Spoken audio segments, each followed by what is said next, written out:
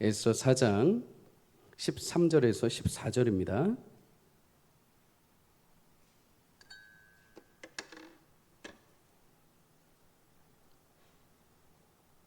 두 절인데요. 우리 함께 읽도록 하겠습니다. 13절에서 14절 시작.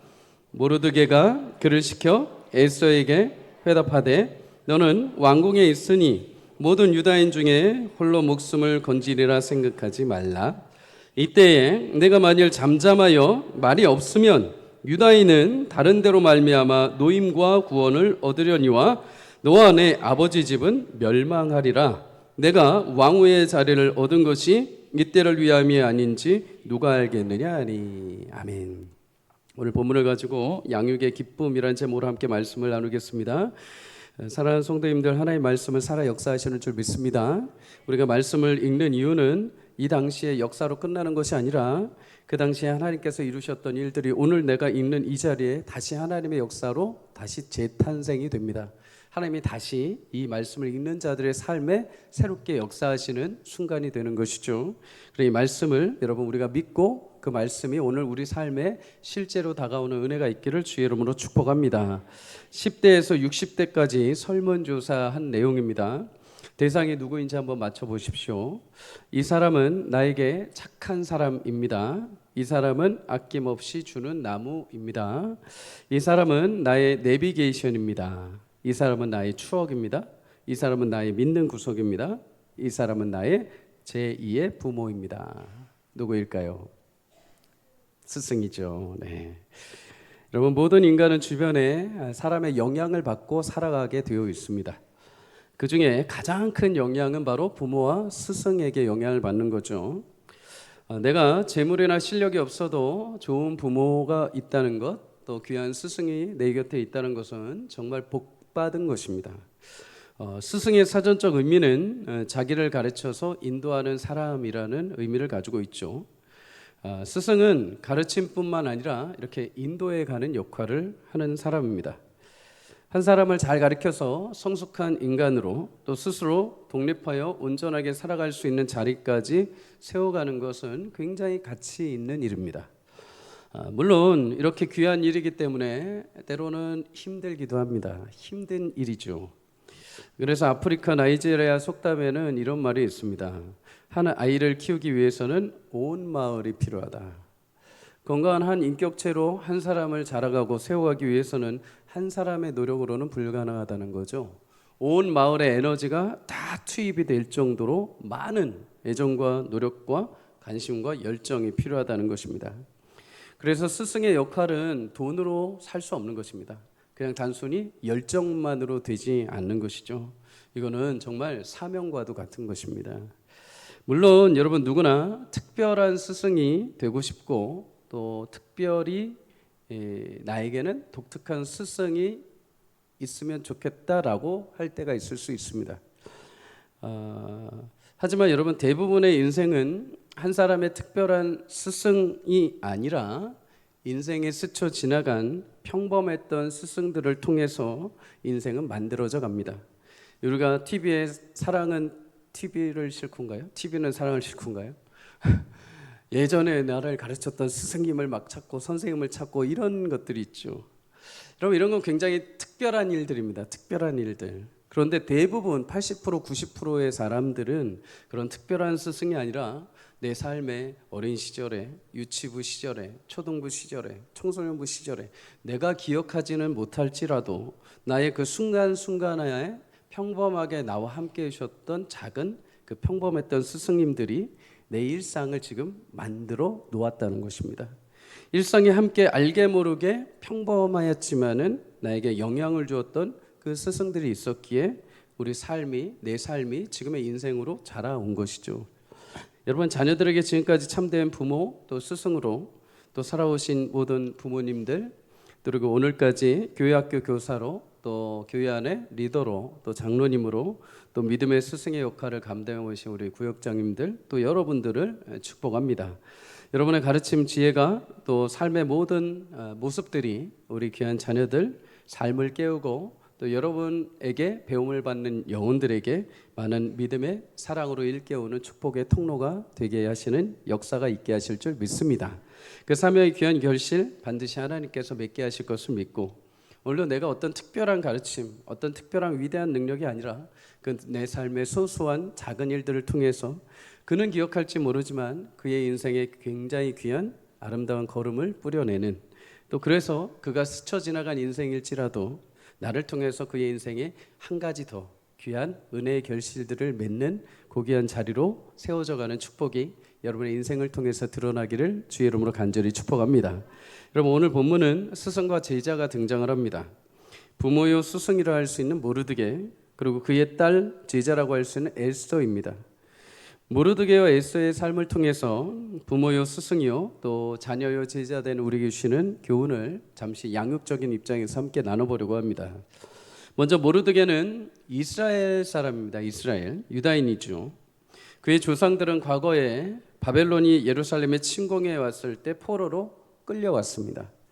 47년이 지나고 나서 예루살렘을 침공했던 그 바벨론, 끌어왔던 바벨론은 이제 페르시아라는 나라로 또 정복이 당하게 됩니다. 이때부터 이스라엘은 이제 바벨론이 아니라 페르시아의 통치를 받게 되죠. 그러고 나서 끌려온 지 70년이 찼을 때 하나님이 약속하신 대로 페르시아의 왕이었던 고레스를 통해서 이제 이스라엘 백성들을 다시 예루살렘으로 귀환을 시키시기 시작을 합니다. 총 3차에 걸쳐서 귀환을 하게 되죠. 1차 귀환을 하고 2차 귀환까지 총 80년의 시간이 잠시 걸립니다. 이 80년의 시간 안에 있었던 일이 바로 에스더서에 나오는 내용이죠. 당시에 그런데 이렇게 1차, 2차, 3차에 귀환을 하는데, 귀환했던 유대인들도 있지만 귀환하지 않고 페르시아에 그대로 남아서 살던 사람들이 있습니다. 이들은 포로의 땅이지만 그곳에서 서기관이나 세금 징수원이나 고위, 관리 등의 역할을 하면서 이미 삶의 터전을 잡은 사람들입니다. 다니엘과 느헤미야 같은 사람도 그런 사람들이죠. 포로로 끌려왔지만 타국에서 신앙과 믿음을 지키고 또 열심히 내게 주어진 일을 하면서 그곳에서 어느 정도 기반을 쌓은 사람들입니다. 대부분 이들은 포로 2세대, 3세대들입니다. 겉모습은 유대인이지만 태어난 곳, 그들이 자란 문화는 바벨론과 페르시아 문화인 거죠. 재미교포 가운데도 2세대들이 있습니다. 그들을 보통 우리는 한국계 미국인이라고 하죠. 그들 겉으로는 한국 사람처럼 보입니다. 그런데 만나보신 분들은 알겠지만 그들 분명히 한국 사람인데 What? Why? 왜? 이러면서 외국말을 하면서 느낌 자체가 미국 사람입니다. 그죠? 왜 그럴까요? 태어난 곳이 미국이고 살아온 문화권이 미국입니다. 겉모습은 한국 사람이지만 속은 미국인인 거죠. 그래서 그들은 한국에 돌아오질 못합니다. 이와 같이 페르시아에 살던 유대인 2세대, 3세대 가운데 고향으로 돌아간 자들도 있지만 그곳에 남겨진 자들, 그곳에 태어나서 그곳의 문화에 정착하고 그곳이 더 익숙하기에 돌아가지 않았던 사람들이 있습니다. 그들 중에 한 사람이 바로 모르드게입니다. 모르드게는 페르시아 왕궁에서 직책을 얻을 정도로 굉장히 높은 직급의 자리를 잡고 있었죠. 그렇다면 모르드게 가족은 어떨까요? 가족.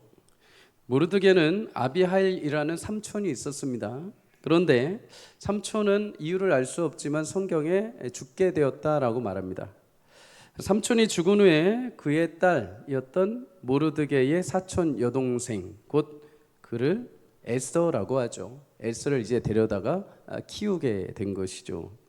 에스더 2장 7절은 이렇게 말씀을 합니다. 함께 읽습니다. 시작. 그의 삼촌의 딸 하다사 곧 에스더는 부모가 없었으나 용모가 곱고 아리따운 처녀라. 그의 부모가 죽은 후에 모르드게가 자기 딸같이 양육하더라. 아멘.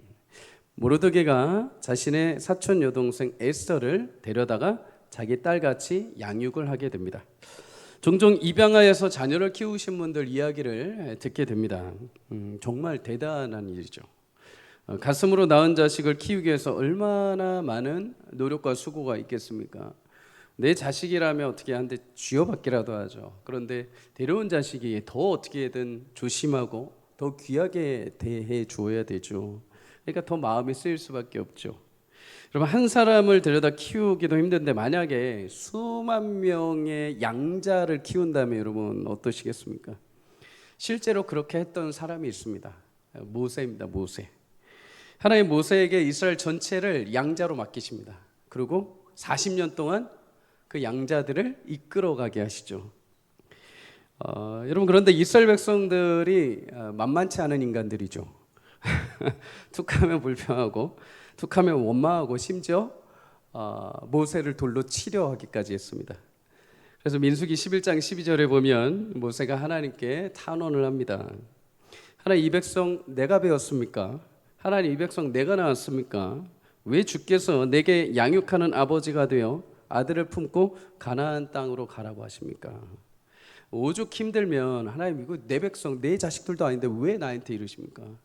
왜 내 자식도 아닌데 나한테 맡기셔서 이렇게 힘들게 땅으로 인도해 가게 하십니까? 탄원합니다. 그런데 그럴 때 모세가, 여러분, 시간이 지나고 어떻게 되는지 아십니까? 민수기 14장에 이스라엘 백성들이 불순종함으로 인해서 하나님이 전염병을 내리십니다. 그때 그렇게 멸하실 때 모세가 뭐라고 하느냐? 하나님, 이 백성들을 멸하지 말아 주십시오라고 간구합니다. 여러분, 처음부터 부모가 되는 사람은 없습니다. 처음부터 멋진 스승이 되는 사람도 없습니다. 자녀와 제자가 함께 자라가듯 하나님 부모와 스승도 역시 자라가게 하시고 마침내 참된 부모로, 그리고 진정한 스승으로 이끌어 가십니다. 자라가는 것은 여러분 시간이 반드시 들어가야 하는 것입니다. 시간이 없이 결과를 보려 하는 것은 욕심이죠. 사랑하는 여러분, 자녀를 양육하고 누군가를 가르치고 인도하는 것 결코 쉬운 일이 아닙니다. 그냥 내 열심을 가지고 될 수도 없습니다. 그만큼 기다려주고 참아주고 인내해야 하는 시간이 포함이 됩니다. 또한 그 시간을 통해서 나 또한 자라가고 성장하는 시간이 포함되어 있는 거죠. 그러면서 그 대상도, 그리고 가르치는 자도 주 안에서 하나님이 함께 자라가게 하십니다. 그래서 모든 가르침과 양육에는 반드시 들어가야 하는 것이 있습니다. 그것은 바로 사랑이라는 것이죠. 고린도전서 13장은 말씀합니다. 사랑은 오래 참고 모든 것을 참으며 모든 것을 믿으며 모든 것을 바라며 모든 것을 견디느니라. 여러분, 그런데 그렇게 사랑만큼은, 이 사랑만큼은 어떻게 된다고 말씀합니까? 언제까지나 떨어지지 않는다라고 하십니다. 다시 말해서 반드시 그 사랑의 결실을 맺게 된다는 것이죠. 여러분, 부모로서 스승으로 견디고 참고 인내하고 기다리는 그 사랑이 반드시 여러분과 여러분의 자녀와 또 여러분의 맡겨진 영혼들에게 아름다운 결실로, 또 아름다운 변화로 나타나는 축복이 있게 하실 줄 믿습니다. 여러분, 모르드게가 그렇게 자신의 귀한 사촌을 데려다가 딸같이 양육을 합니다. 모르드게의 양육을 통해서 주시는 몇 가지 교훈이 있습니다. 두 가지를 나눠보려고 합니다. 첫째는, 여러분, 양육은 품에 안아주는 것입니다. 첫 번째 본문에 보면 여러분, 양육하다라는 단어가 나오는데 히브리어 단어로 아만이라는 단어입니다. 아만. 아만이란 원래 뜻은 신뢰하다, 믿다라는 의미를 가지고 있습니다. 여기서 이제 조금 더 발전해서 우리가 믿습니다라고 하죠. 그래서 아만이 아멘으로 나오게 됩니다. 그래서 우리가 예배 가운데 아멘으로 표싱을 하는 거죠. 여러분, 자녀들이 세상에서 유일하게 신뢰할 수 있는 대상이 누구인가? 부모와 스승이죠. 이 단어가, 이 아만이라는 단어가 믿다, 신뢰하다라는 것이 이제 관계로 연결이 되면 이제 돌보다, 돌봄을 받다, 양육하다가 됩니다. 서로 믿고 신뢰하는 관계가 되지 않으면 양육을 받을 수도 없고 양육을 할 수도 없는 것이죠. 에서는 누구 하나 의지할 곳이 없던 고아입니다. 그런데 그런 에서를 모르드게가 자신의 딸같이 품에 안아줍니다. 모르드게에게 아내와 자녀들이 있었는지는 성경이 말하지 않습니다. 다만 확실한 것은 에서가 아버지를 잃은 그 슬픔 가운데, 그리고 타국에서 이제 홀로 인생의 방향을 잃지 않도록 모르드게가 든든한 아버지와 같은 울타리가 되어 주었다는 것이죠. 여러분, 얼마나 정성을 다했는가? 2장 12절에 보면 에스더가 왕후가 되기 위해 궁에 들어갔을 때 매일마다 에스더의 안부를 묻기 위해서 후궁 뜰을 왔다 갔다 했다는 것입니다. 여러분, 후궁은 다른 일반 남자들이 함부로 들어갈 수가 없는 곳입니다. 거기 들어갔다가 남자가 들어가면 모두 직결 처형을 받게 됩니다. 근데 후궁뜰까지 들어갔다는 것은 목숨을 걸고 뇌물을 주서라도 몰래 들어가서 소식을 듣고 나왔다는 것입니다. 자신의 양육 방법에 목숨을 건 것이죠. 그러면 2장 7절 15절에도 보면 모르드게가 자기 딸같이 양육하였다라는 말을 계속 똑같이 두 번이나 반복을 합니다. 그만큼 에스더를 위해서 모르드게가 정성과 노력을 다한 것이죠. 밥만 먹인 것이 아니라 어려서부터 신앙에 민족적인 자긍심을 주고 또 언제나 그 뒤에서 보이지 않게 하나님 말씀 앞에 잘 믿음으로 걷고 있는지를 확인 작업을 한 것입니다. 여러분, 안아주기 위해서는 어떻게 해야 될까요? 자기의 품을 먼저 내어주어야 됩니다. 내가 품에 안고 있는 것, 내가 손에 쥐고 있는 것을 먼저 내려놓고 열어주어야, 활짝 벌려주어야 안을 수 있죠. 아기들이 부모님에게 안아달라고 다가올 때가 있죠. 그때 안길 수 있는 의지와 결정은 부모님 손에 달려 있습니다. 부모님이 팔짱을 끼고 가만히 있으면 안아주지 못하죠. 부모가 그러나 팔을 벌려서 자신의 품으로 자녀를 품을 때 안아줌의 시작이 됩니다. 여러분, 안아줌은 상대방을 위해서 나를 내어주는 것에서부터 시작이 되죠. 이런 안아줌의 양육 방법은 어디에서 시작이 되었을까요? 하나님부터 시작이 됐습니다. 하나님. 신명기 1장 31절에 보면 하나님이 사람이 자기의 아들을 아는 것 같이 이스라엘 백성을 품고 광야를 인도해 오셨다라고 말씀합니다. 자신의 영광과 능력의 팔을 펴서 이스라엘을 품고 안으셨습니다. 광야 40년 동안 그들이 어떤 불평을 하든 어떤 원망을 했든 하나님은 끝까지 그들을 안으시고 가나안 땅에 이르게 하신 줄 믿습니다. 그리고 마침내 약속의 땅에 이르신 이후에 우리에게도 그런 은혜를 주셨죠. 하나님은 마침내 우리 자신을 위해, 우리를 위해서 자신의 품에 안고 있던 독생자 예수님을 내어주셨습니다. 그렇게 팔을 활짝 벌리시고 예수님을 내어주신 이후에 우리를 안아주셨죠. 그래서 예수님이 우리에게 무엇이라고 하시는가? 요한복음 14장 18절에 내가 너희를 그와 같이 버려두지 아니하고 너희에게 오리라. 사랑하는 여러분, 우리 신앙과 인격, 우리 삶의 놀라운 소망과 시작은 하나님의 예수님을 내어주고 그 신팔로 우리를 안으심에서 시작된 줄 믿습니다. 나의 무능과 허물, 나의 죄악과 연약함마저도 품으시고 감싸주신 주의 사랑이 있기에 오늘 우리의 삶과 우리의 인생은 하나님께 소망을 품고 있는 줄 믿습니다. 우리도 주님이 그러하신 것처럼 내게 맡겨진 자녀, 또 우리에게 맡겨진 영혼들을 향해서 두 팔을 벌려 그 품에 안을 수 있기를 주의 이름으로 축복합니다. 구원은 여러분 단순히 부모가 없는 아이가 아닙니다. 여러분, 부모가 얼마든지 있더라도 고아의 삶을 사는 영혼들이 많이 있습니다. 이 시대 특별히 다 그렇죠. 그냥 아이한테 학교 보내주고 아이한테 그냥 학원 보내주고 하면서 내가 할 것 다 한 것처럼 생각할 수 있습니다. 그러나 그럼에도 그런 아이들의 마음 가운데 고아와 같은 버림받은 마음들이 여전히 남아있다는 것입니다. 여러분, 진정 고아가 되지 않는 것 무엇입니까? 실수와 외로움, 좌절과 두려움을 감싸 안아줄 사람이 있을 때 진짜 고아가 되지 않는 것이죠. 여러분, 외부적으로 고아가 아닌 아이들이 많지만 영적으로 어떻게 보면 이 시대에 정말 고아가 된 자들이 많이 있습니다. 어린 아이들뿐만 아니라 어른들도 마찬가지죠. 나도 내 실수와 나의 연약함과 나의 좌절과 나의 두려움을 안아줄 사람이 필요합니다. 그죠? 여러분, 그런데 어른들이 이렇게 나 안아줘 하고 달려오면 어떻습니까? 징그럽죠. 그래, 우리는 누구한테 안겨야 됩니까? 하나님 품에 안겨야 될 줄 믿습니다. 여러분, 하나님 품에 안기길 주의 이름으로 축복합니다. 하나님 안아주실 것입니다. 여러분의 실수와 연약함, 여러분의 모난 부분까지는 하나님 안을 때 이렇게 안에 품에 안기는 것을 안겨봐야 나도 안을 수 있습니다. 내가 안겨보지도 않고 어떻게 품을 수 있습니까? 내가 안김을 받지도 않고 어떻게 안아줄 수 있겠습니까? 사랑하는 여러분, 영적인 고아 같은 인생을 살고 계십니까? 오늘 내 아버지 하나님 품에 안겨서 그 고아의 딱지를 뗄 수 있는 은혜가 있기를 주의 이름으로 축복합니다. 그리고 이 시대 우리 교회 안에 많은 우리 아이들이 있는데 부디 이 아이들이 영적인 고아가 되지 않기를 주의 이름으로 축복합니다. 아이들 한 명 한 명 만날 때마다 영혼의 마음으로 감싸 주시기를 축복합니다. 내 눈에 들고 안 들고와 떠나서, 쟤는 말을 잘 듣고 안 듣고를 떠나서 그의 마음 심령, 그 어린 심령들의 마음을 어루만져서 든든하게 우리 아이들 모두가 영적인 고아가 아니라 모든 영적인 부모가 충만하게 넘치는 복된 삶을 살아갈 수 있기를 주의 이름으로 간절히 축복합니다. 여러분, 페르시아는 당시에 127도가 있는 거대한 제국이었습니다. 미국은 50개 주죠. 50개 주. 그런데 페르시아는 그 2배 이상이 되는 127개 주를 가지고 있던 도시였습니다. 거대한 나라죠. 이 도시의 왕은 아하수에로라는 왕이었습니다. 아하수에로. 그는 굉장히 권력력도 강했고 변덕스러웠습니다. 성격도 굉장히 즉흥적이고 괴팍했습니다. 어느 정도였냐? 그리스와의 해전을 앞두고 배를 이제 띄우는데, 수군을 띄우는데 막 해풍이 몰아쳤습니다. 보통 그러면 어떻게 했습니까? 정상적인 사람은 기다려야 되죠. 다시 다른 날짜를 기다려야 되죠.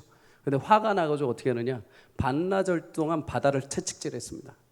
약간 그런 끼가 있는 거죠. 자신의 충성스러운 종이 와가지고 이제 전투를 앞두고 자신의 2아들이 있는데 둘 다 아들이 전투에 나가서 죽으면 안 되니까 한 아들은 제발 안 나가게 해달라고 이야기를 했습니다. 그래? 그러더니 그 아들을 데려오라고 합니다. 그 아들을 어떻게 한 줄 아십니까? 칼로 두동강 내버립니다. 그리고 두동강 낸 그 시체 위를 군인들이 밟고 출정을 하게 만듭니다. 굉장히 괴팍하고 난폭하고 즉흥적인 왕인 거죠. 여러분, 1장에 보면 그가 관리와 신하들을 모아놓고 180일 동안 술잔치를 벌입니다. 그의 술이 끊이지 않았다라고 말합니다. 심지어 그 잔과 그 화려한 모든 잔치상에 있는 것들은 하나도 똑같은 게 없습니다. 모두 수공예로 금으로 은으로 만들 정도였습니다. 잔치가 끝나고 나서 도성에 있던 백성들을 또 위로한답시고 7일간 또 잔치를 벌입니다. 왕후였던 와스디 역시 왕궁에서 여인들을 위해서 잔치를 벌이죠. 이때 아하수에로가 자신의 왕비였던 와스디에게 그 외모를 자랑시켜주고 싶었습니다. 여러분, 많은 대중들 앞에 왕후가 자신의 얼굴을 내비친다는 건 굉장히 수치스러운 일이었습니다. 근데 술김에 자신의 와스디 왕후의 아리따움을 자랑하고 싶어서 당장 옷을 차려입고 나오시오 하고 명령을 한 것입니다. 와스디가 그것을 받아들이지 않죠. 명령을 거부합니다. 화가 난 이 왕은 관리들의 의견을 받아서 술김에 와스디를 그 자리에서 폐위시켜버립니다. 굉장한 왕이죠. 여러분, 자기 마음에 안 들었던 그 자리에서 바로 폐위시켜버립니다. 그만큼 권력도 가지고 있었지만 즉흥적이고 불같은 성격의 소유자였습니다. 아하수에로는 전국의 여인들을 불러서 이제 새로운 왕후를 선발을 하게 됩니다. 성급하고 불같은 성격의 와스디를 폐위시켰지만 여러분, 그 즉흥적인 성격과 결정마저도 하나님은 에스더를 세우시기 위한 새로운 도구로 또 활용하시는 것을 보게 됩니다. 에스더는 여러 지역에서 모인 처녀들과 함께 후궁이라는 곳에 모이게 됩니다. 이곳은 아까 말씀드린 것처럼 남성들은 함부로 들어올 수 없습니다. 대신에 페르시아 왕족과 귀족의 여성, 그리고 외국에서 정략적 관계를 맺기 위해서 보내져온 수많은 여성들이 모여서 있었습니다. 한번 왕을 만나고 나서 돌아온 이후에 다시 왕에게 부름을 받지 못하면 평생토록 이곳에 갇혀서 살다가 죽음을 맞이해야 했습니다. 말이 후궁이지 그 안에서는 갈등과 외로움과 죽음과 경쟁이 가득한 곳이었죠. 그곳에서 에스더는 그런데도 불구하고 은혜라는 것을 입게 됩니다. 2장 9절에 여인들을 담당했던 헤게라는 내시가 에스더를 특별히 좋게 보았다라고 말합니다. 그래서 에스더에게 필요한 물품과 일용품들을 주죠. 또한 2장 7절에도 보면 왕이 마침내 에스더를 딱 보게 되는데 모든 여자보다 에스더를 더 사랑하였다라고 성경이 말합니다. 앞에 2절에 등장하는 모든 이 동사는 다 수동태입니다. 에스더가 그렇게 하고 싶어서 된 게 아니라는 거죠.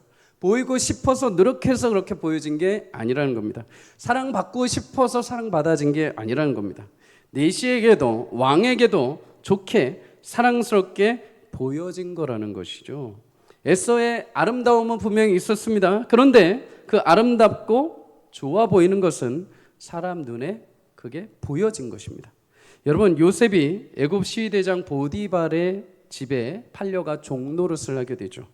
창세기 39장 4절에 요셉이 그의 주인에게 은혜를 입어 가정총무가 되었다고 말합니다. 여러분, 가정에 굉장히 많은 종들이 있었습니다. 그런데 왜 유독 보디발은 요셉만 가정총무로 세웠는가? 그가 잘해서 있을까요? 물론 잘한 것도 있겠죠. 그런데 여러분, 보디발이 요셉을 봤을 때 한 가지를 보게 됩니다. 창세기 39장 3절 함께 읽습니다. 시작. 그의 주인이 여호와께서 그와 함께 하심을 보며 또 여호와께서 그의 범사에 형통하게 하심을 보았더라. 아멘. 하나님이 요셉과 함께 하심으로 보디발이 그것을 본 것이죠. 그리고 요셉 다른 종들과 별 볼 일 없었습니다. 똑같은 종의 한 사람이었습니다. 그런데 누가 함께 하심으로요? 하나님이 함께 하심으로 보디발을 다르게 보기 시작한 것이죠. 사랑하는 여러분, 하나님이 함께 하시는 성도님들의 삶은 다르게 보일 줄 믿습니다. 내가 무엇인가가 있고 내가 막 노력해서 화려하게 뭔가를 포장해서 사람들에게 달라 보이는 것이 아니라 하나님이 함께 하시는 성도는 다르게 보일 수밖에 없습니다. 다르게 보일 수밖에 없도록 하나님 만들어 가시는 것이죠. 여러분의 인생이 그런 삶이 되기를 주의 이름으로 축복합니다. 하나님, 특별히 하나님 사랑하시는 백성들과 함께 하심으로 사람들에게 다르게 보이게 하십니다. 그에게 있는 영권, 그에게 있는 하나님의 사랑과 자비로 다르게 보여질 수밖에 없는 거죠. 여러분, 그런 은혜가 여러분과 우리 자녀들에게 임하기를 주의 이름으로 축복합니다. 에스더가 왕위에 오른 이후에 왕의 대신이었던 하만이라는 자로 인해서 이제 위기가 찾아오게 됩니다. 여러분, 하만은 당시에 높은 관직에 있던 사람입니다. 그가 왕궁을 나설 때 왕의 신하들조차도 그에게 엎드려서 절을 해야 할 정도였습니다. 그런데 유일하게 모르드게만 절을 하지 않았습니다. 하만은 모르드게가 자신에 대해서 절하지 않으니까 마음이 막 분노가 일어나기 시작을 합니다. 그래서 어떻게 하는가? 모르드게가 속한 유다 민족을 페르시아 땅에서 모두 멸절하려고 계획을 세우게 됩니다. 그러면 여러분, 모르드게가 왜 굳이 하만에게 이렇게 절을 하지 않았는가? 그냥 한번 눈 딱 감고 에이 하면 자기도 편하고 유다 민족도 살 텐데 왜 굳이 꿋꿋하게 고개를 들고서 그렇게 버텼는가? 3장 1절에 보면 하만이라는 자는 아각 사람의 후손이라고 이야기를 합니다. 아각 사람, 아각은 과거 구약의 아말렉의 후손이었던 사람이죠. 여러분, 사울 왕을 기억하실 것입니다. 사무엘상 15장에 보면 하나님이 사울 왕을 통해서 아말렉과 전투를 하게 하십니다. 그리고 아말렉 왕이었던 아각을 죽이고 아말렉의 모든 전리품을 다 불태우라고 명령하십니다. 그런데 사울이 불순종하죠. 아각 왕을 살려두고 전리품을 모두 숨겨둡니다. 이 일로 인해서 하나님이 사울을 버리시는 계기가 되죠. 더불어서 이 일 때문에 사울 왕 가문 베냐민 자손과 아말렉 자손 사이에는 원망과 더더욱 원수지간이 되어버립니다. 그런데 여러분, 모르드게가 유다 자손인데 어디 출신입니까? 에스더 2장 5절에 보면 베냐민 자손, 사울 자손이라는 것입니다. 모르드게는 아말렉 후손인 하만과 원수지간이었던 것이죠. 그래서 일부러 그가 나타나도 절하지 않은 것입니다. 이로 해서 하만이 이제 모르드게와 유다인들 전체를 다 멸절하려고 계획을 세웁니다. 하만은 왕에게 찾아가서 고발을 하죠. 저 유다 민족이 당신의 법률을 지키지 않습니다. 당장 진멸해야 됩니다. 성급한 성격의 이 왕이 인장반지를 내어주고 네 맘대로 해라라고 말을 합니다. 당시에는 왕의 조서를 낼 때 마지막에 왕의 반지 도장이 찍혀야 효력이 있었습니다. 하만은 그 도장을 가지고 가서 조서를 만듭니다. 무슨 내용인가? 에스더 3장 13절을 함께 읽습니다. 시작. 이에 그 조서를 역조력에 맡겨 왕의 각 지방에 보내니 12대 달 곧 아달월 13일 하루 동안에 모든 유다인을 젊은이, 늙은이, 어린이, 여인들을 막론하고 죽이고 도륙하고 진멸하고 또 그 재산을 탈취하라 하였고, 12월 13일 그날은 너희 주변에 어떤 유대인이 발견되든 늙은이든 아이든 어떤 여자든지 간에 무조건 다 죽여도 그날은 모든 죄가 지어지지 않는 날이다. 마음껏 죽여라. 그리고 유대인들이 가지고 있는 모든 재물을 다 취해라입니다. 공식적으로 살인이 허용된 날이 되어버린 것입니다. 여러분, 이 당시가 1월, 2월이었습니다. 그러면 이제 앞으로 10개월 정도가 남았죠. 10개월 후에는 모든 유대인들이 다 전멸하게 생긴 것이죠. 이런 비참한 현실 가운데 모르드게가 탄식을 하고 옷을 찢으며 대성통곡을 합니다. 그리고 에스더에게 사람을 보내서 말하죠. 네가 왕에게 나가서 이 사실을 알리고 우리 민족을 살리도록 부탁하여라. 여러분, 그런데 이때 에스더가 뭐라고 대답을 하는가? 11절에 보면 왕이 부르지 않았는데 나아갔다가 왕이 말을 듣기를 허락하지 않으면 죽을 수도 있습니다. 그리고 저는 왕을 뵌 지 30일이나 넘었습니다. 무슨 일인지 모르지만 30일 동안 왕이 한 번도 에스더를 부르지 않은 것입니다. 왕을 찾은 지도 오래되었고 함부로 나갔다간 죽을 수 있습니다. 그래서 이것을 거부하게 됩니다. 여러분, 이때 모르드게가 에스더에게 굉장히 중요한 이야기를 합니다. 오늘 본문에 담겨 있는 말이죠. 함께 읽습니다. 시작. 모르드게가 그를 시켜 에스더에게 화답하되 너는 왕궁에 있으니 모든 유대인 중에 홀로 목숨을 건지리라 생각하지 말라. 이때 내가 만일 잠잠하여 말이 없으면 유다인은 다른 데로 말미암아 노임과 구원을 얻으려니와 너와 내 아버지 집은 멸망하리라. 내가 왕후의 자리를 얻은 것이 이때를 위함이 아닌지 누가 알겠느냐 하니. 아멘. 여러분, 말씀을 통해서 양육의 두 번째 의미를 발견하게 됩니다. 진정한 양육은 자리에 오르게 하는 것뿐만 아니라 그 자리에서 하나님을 위해 무엇을 해야 하는지 알려주는 것입니다. 여러분, 모르드게는 지금 에스더에게 왕후의 자리가 너의 생명을 보존해 줄 거라고 생각하지 말라고 말합니다. 유대인이 만약에 죽게 된다면 너 또한 반드시 신분이 탄로나서 결국에는 죽게 될 거라는 것이죠. 그런데 여기서 중요한 말이 있습니다. 네가 그 일을 하지 않아도 하나님은 결국 다른 누군가의 손을 통해서라도 유다 민족을 구원하실 거라는 것이죠. 여러분, 놀라운 말씀입니다. 여러분, 하나님은 내가 아니어도 다른 누군가를 통해서도 하나님의 일을 이루어 가시는 분인 줄 믿습니다. 그러니 우리는 항상 하나님 앞에 나 아니면 안 돼라는 마음을 가져서는 안 되죠. 그러면 반대로 그럼 나 아니면 안 돼도 되겠으니 난 안 해도 되겠네라고 해서도 안 되죠. 이 말의 뜻과 의미는 무엇입니까?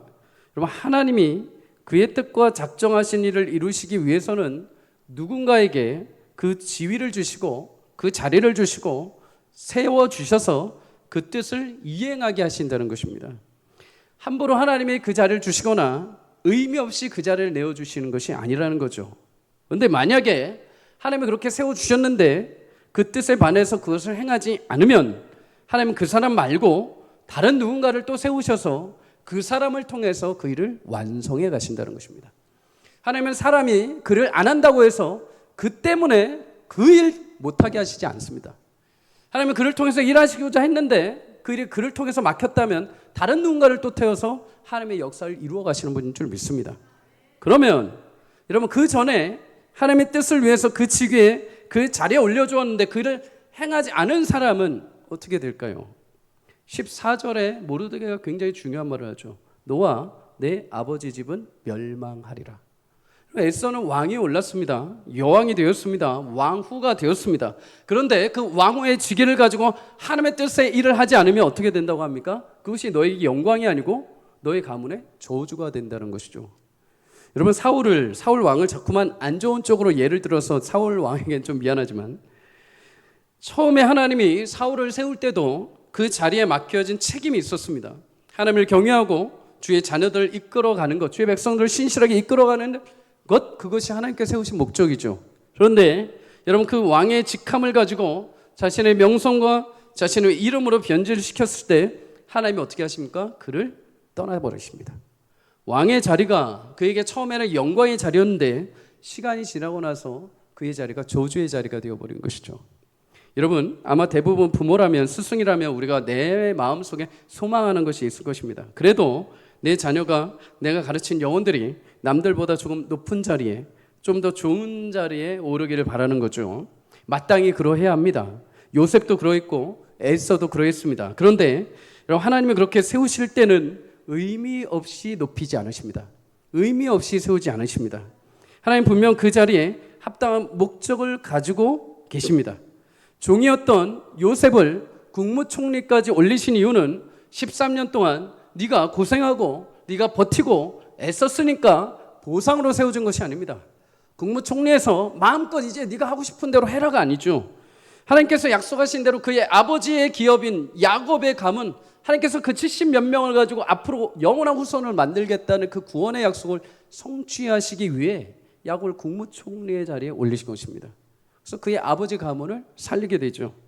에스더도 마찬가지입니다. 모르드게는 에스더가 왕위에 오른 것, 그것은 단순히 너의 미모, 너의 노력 때문에 오른 것이 아니라 그 자리에 오르신 하나님의 섭리 때문이라는 것입니다. 하나님 너를 그 자리에 올렸다고 한다면 그러면 하나님이 이 때를 위해 너를 세우신 것이 아닌지 너는 생각해야 되지 않겠느냐. 사랑하는 여러분, 스승은 참 볼 수 있는 통찰력이 있는 사람인 것 같습니다.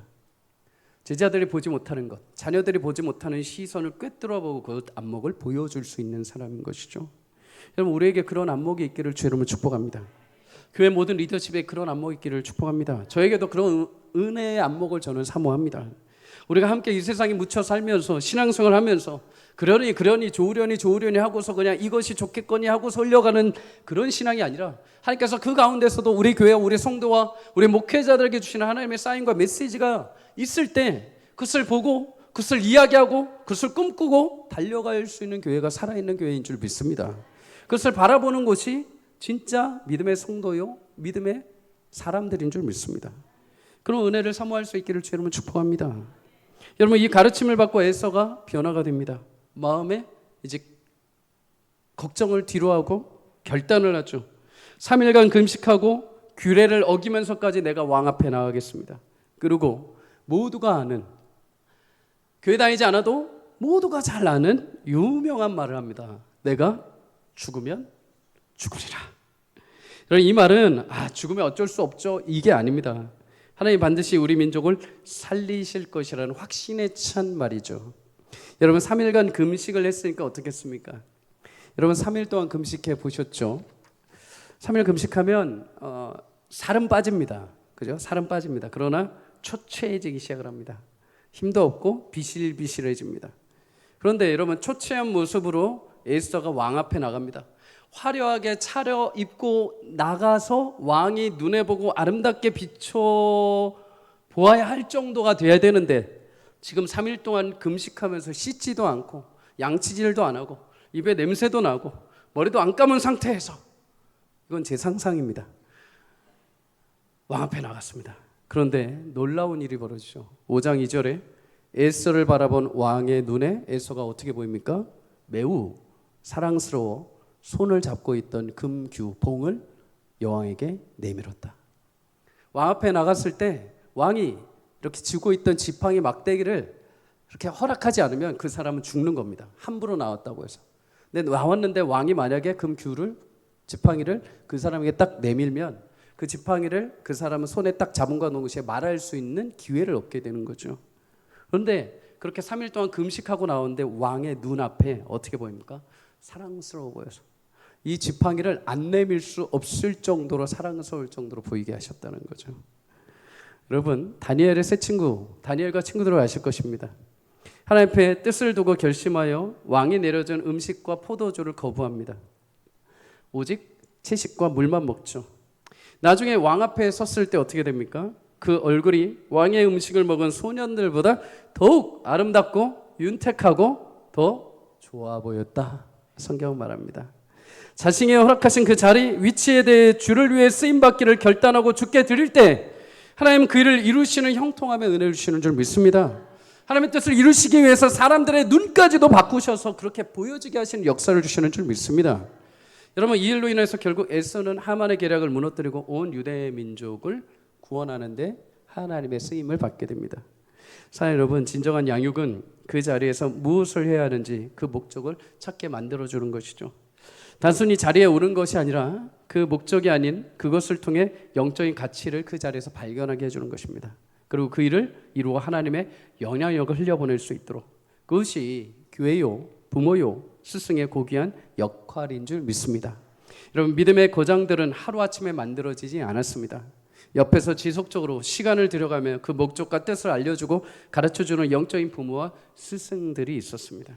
그런 고귀한 가르침과 영적인 교육이 우리 교회 안에 넘쳐나기를 주의 이름으로 축복합니다. 여러분, 마지막으로 부모님과 그리고 스승된 여러분이 기억해야 하는 것이 있습니다. 에스더가 왕 앞에 나갈 때 모르드게에게 나가면서 부탁을 한 것이 있습니다. 16절에 유다인들을 모아서 나를 위해서 3일간 금식 기도를 해달라는 것입니다. 내가 나가긴 나갔는데 나 혼자는 할 수 없습니다. 내 영적인 아비된 모르드게요, 또 나의 민족이요, 나를 위해서 영적으로 함께 지원해 달라는 거죠. 영적 지원 사격을 해달라는 것입니다. 에스더가 결단하고 왕 앞에 나갈 수 있었던 담대함의 그 용기의 한 부분은 그의 뒤에서 영적인 부모요, 영적인 가족이 함께 기도했기 때문입니다. 자녀 여러분, 우리도 그렇게 우리의 자녀들, 교회 안에 있는 자녀들을 그렇게 영적으로 지원해 주기를 주 여러분 축복합니다. 가르치고 끝나는 것이 아니라 그 가르침이 그들의 삶이 되기를, 또 나의 삶이 그들의 삶의 밑바탕이 돼서 그들 또한 그런 믿음의 삶을 살기를 늘 언제나 가정에서, 교회에서 우리 자녀를 위해서 집중적으로 지원하며 기도하는 은혜가 있기를 주의 이름으로 축복합니다. 모두에게 말만 끝나는 것이 아니라, 유다 민족은 우리를 살려달라고만 외친 것이 아니라 우리가 함께 그 자리에 기도로 동역했을 때 하나님께서 놀라운 역전의 역사를 베풀어 주셨습니다. 그런 은혜와 우리 모든 자녀들에게, 우리 모든 부모님들에게, 우리 모든 스승들에게 있기를 주의 이름으로 축복합니다. 그래서 에스더와 같은 시대에, 험난한 이 시대를 우리 또한 살아가고 있지만 반드시 이 시대에 또 다른 에스더가 일어나고, 또 다른 모르드게가 일어나고, 또 다른 기도하는 유다 민족이 일어나서 하나님께서 주시는 놀라운 역전의 역사를 함께 맛보는 복된 축복이 모든 성도님들의 삶 가운데, 교회 가운데 임하기를 주의 이름으로 간절히 축복합니다.